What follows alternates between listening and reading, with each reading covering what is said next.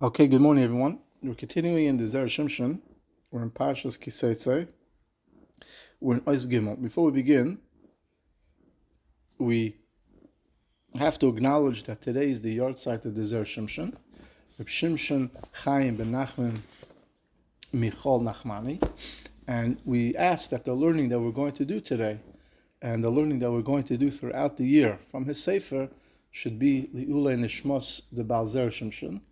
And we ask that the tefillah, that the promise that he gave in the beginning of his Sefer, as we know that unfortunately the Zera Shimshon's only son passed away at 18, and he had nobody to continue his derech, nobody to learn for him, to be mamlitz for him, to help him be oilazine in Gan Eden. So we ask that our learning should be a schus for his neshama, and we know that a tzaddik never leaves a debt unpaid.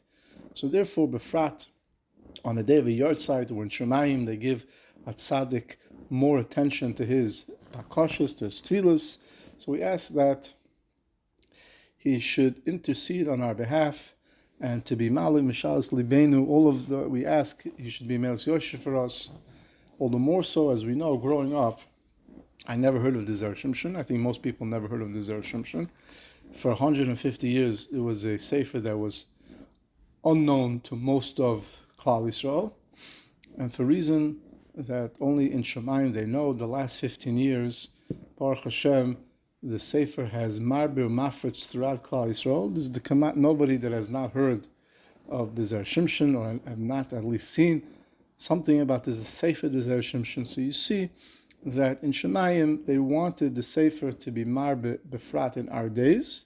There's a connection that we have to learn from the Sefer, because otherwise Hashem would not have allowed the Sefer to be mafritz, to spread out so much in the last 15, 20 years. And all the more so that this tremendous chidushim, this tremendous divrei Torah, which we could all learn from, as we're going to see in the following siman that we're going to learn. So it says, Brachas Parakama, Or V'yachim Hashem Shem Yinichai, Kosher Tarvas Ra, Soich Beis Seshel Adam. Great or difficult is a child that goes on a bad way in someone's house. The pain, the difficulty, the tsar is worse than Yosem Mechem's Gog Magog, even greater than the war of Gog Magog. Shenema, how do we know this? Because it says, Mizma Dovid bevarchoi.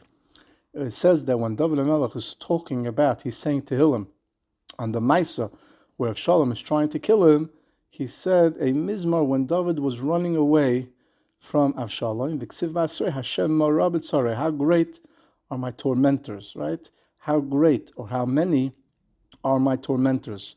So when describing Avshalom, he calls him a tormentor, a tzarei. V'ilu gabi mechem Gog Magog ksiv lama rak shugoyim. But when it comes to Gog Magog, he doesn't describe the goyim as tormentors. David HaMelech describes them simply as goyim.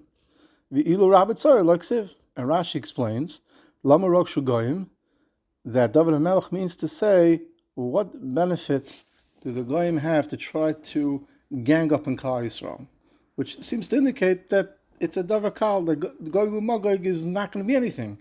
Because by saying the Goyim are not going to accomplish anything, seems to indicate that the time period of Gog Magog will be a very easy time, whatever that means, or at least in comparison to the tsar, to the difficulty that he had from facing off with Avshalom.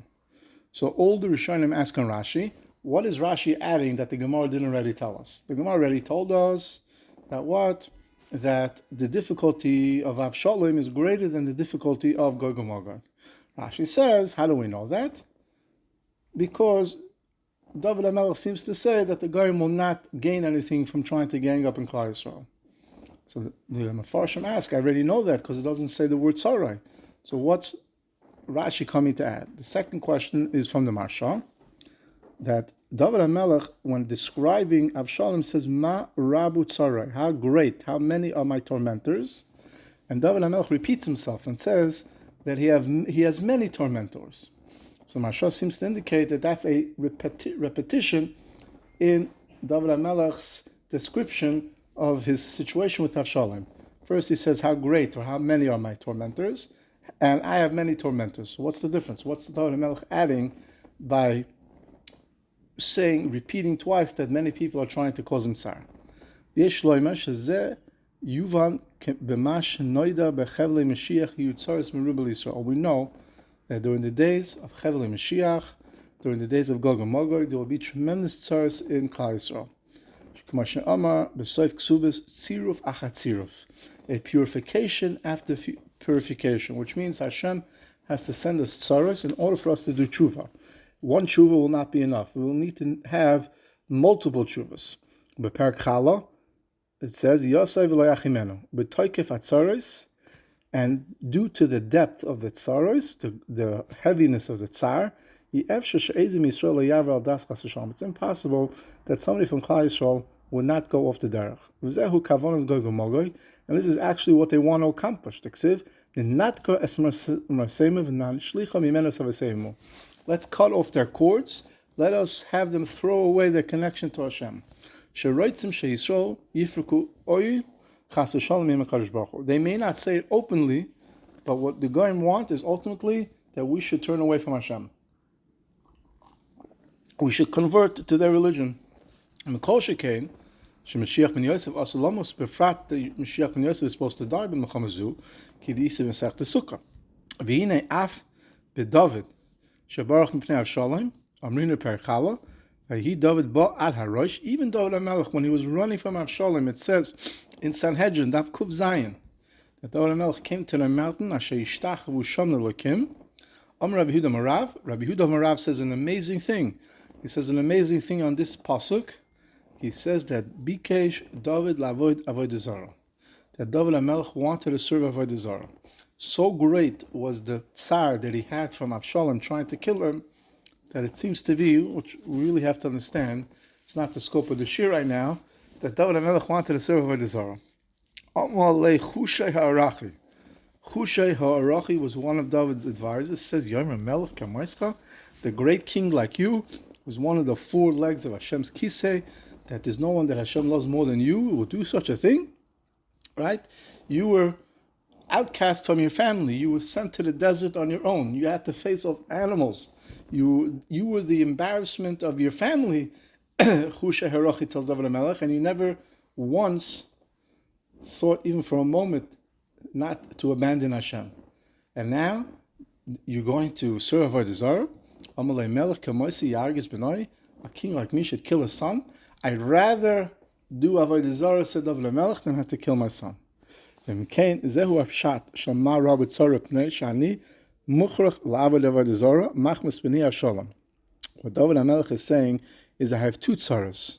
I have one tsar that my son is trying to kill me, said David HaMelech. The other tsar is that I'm trying to destroy my neshama because of that. The great tsar that I have, when David HaMelech said Ma Rabu Tzarai, he's referring to the tsar that his neshama has. And it says Rabim Kamim Alai refers to the tzaras haguf that Avshalom wants to kill him.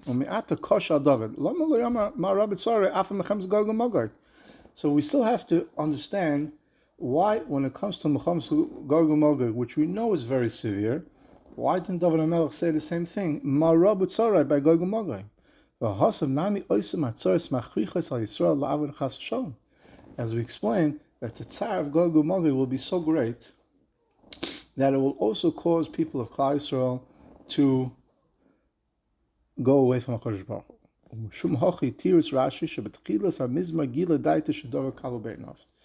David HaMelech says, it's not that David HaMelech was saying that the tsar of Avshalom is great and the tsar of Gog and Magog is not great. Rather, he's saying, as the Shimshon explains, why is the tsar of Avshalom great and the tsar of Gog and Magog not as great? Not that it won't be great. It's more of a why. And the reason is because by Gog and Magog, says David HaMelech, Klal Yisrael will be considered anusim. They will be considered forced. When a person loses his mind because of a pressure, because of the tremendous tsar, it's almost as he's forced to do an avera. again, we're not here to discuss cheshbonos of Shemayim. Obviously, we have to follow the Torah, we have to follow the halachos, but unfortunately we don't know, right? But in certain situations, as we know throughout history, people were under tremendous difficulties, right? They weren't, as we say, sound of mind, and that caused them to do things that they normally wouldn't have done, and they can't be judged. And they're like anusim. So that, says Dovid HaMelech, that they did an Aveira is kal. I can understand why they did the Aveira. But when it comes to me destroying my neshama, I can't explain it. Why? Because kosher tarbus ra. Why was Avshalom bad? Said Dovid HaMelech. Because it's a reflection of me. Dovid HaMelech says that Avshalom grew up in my house. And this that he's causing me to serve Avodah Zarah is not that I'm an oinus. It's my own fault. I wasn't mechanech him properly.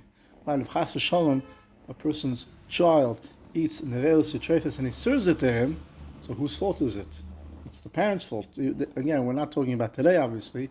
Today, we live in a much different world where people learn things, even if with the parents' best intention, that everything's accessible. But 100, 200 years ago, the only knowledge, the only education that a person had was from his parents.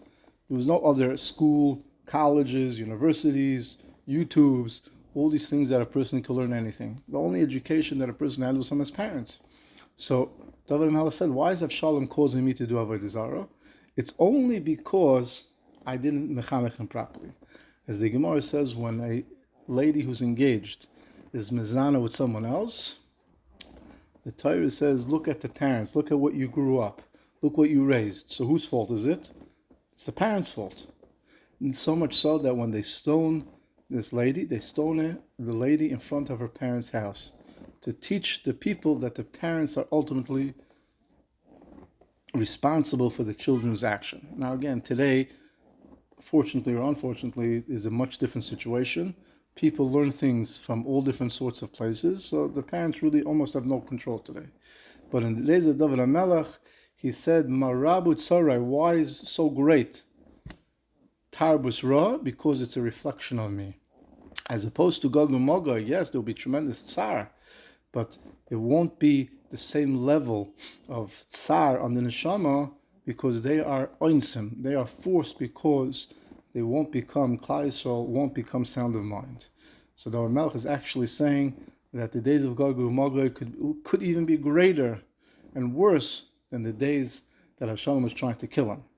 But when Avshalom was trying to kill him, and Dovid HaMelech, whatever it means that he wanted to serve Avodah Zarah, was ultimately, Dovid HaMelech said, was my fault.